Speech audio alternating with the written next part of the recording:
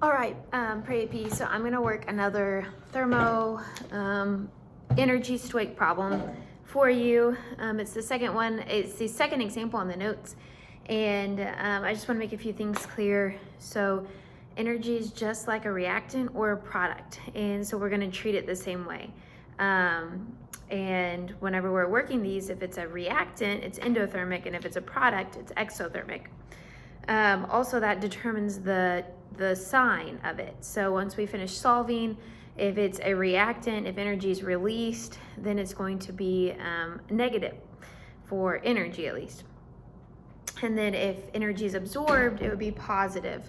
And so the example problem we're going to work says, when nitrogen dioxide is formed from oxygen and nitrogen gases, 68 kilojoules of heat is absorbed. If 534 kilojoules of heat was absorbed, what volume of nitrogen was reacted at STP? And is it endothermic or exothermic? So first of all, whenever you read this, you may think that you have two givens. You don't. The first sentence is telling us how to write the balanced equation. It says when, and I have it written behind me, but when nitrogen dioxide is formed. So is formed means that it's a product. And so I have nitrogen dioxide right here.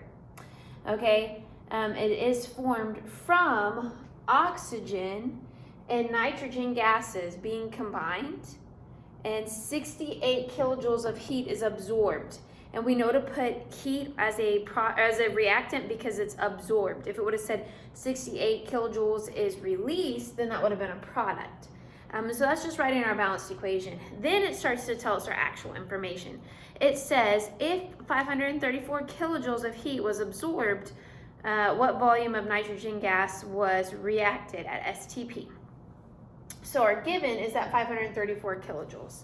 And then what we're looking for is volume. Volumes units are liters. And some of y'all, every time you read, like it says, what is the volume? You're like, well, what do I solve for? Do I go to grams? No, you don't go to grams. You're going to liters, because volume is liters, mass is grams. So since it says what volume of nitrogen, we're looking for liters of nitrogen. So now it's just a normal stoic problem. We're going to start with our given. And so this time my given is heat. It's 534 kilojoules, okay? And that is just kilojoules. It's not kilojoules of a certain compound. It's its own thing. And so we want to get to moles first. And we can do that by using our mole to energy ratio. So normally we have a mole to mole ratio, but since we have energy here, it's a mole to energy ratio, but it's essentially the same thing. You're looking at the big numbers in front.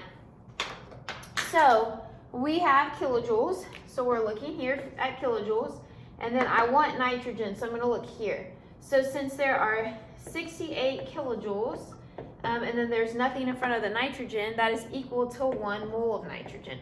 So that means that every 68 kilojoules that is consumed, that is absorbed, that I'm going to need also 1 nitrogen, one mole of nitrogen.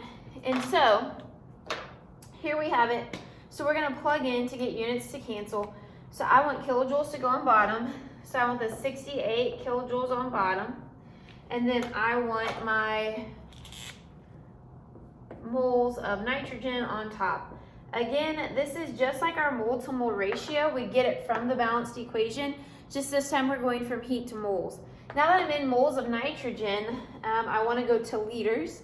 And so it's a gas, so I'm going to need molar volume, which says 22.4 liters is equal to 1 mole of that gas. And so I want moles on bottom again to get units to cancel, and 22.4 up top. So moles cancel moles, and then you would just solve for that.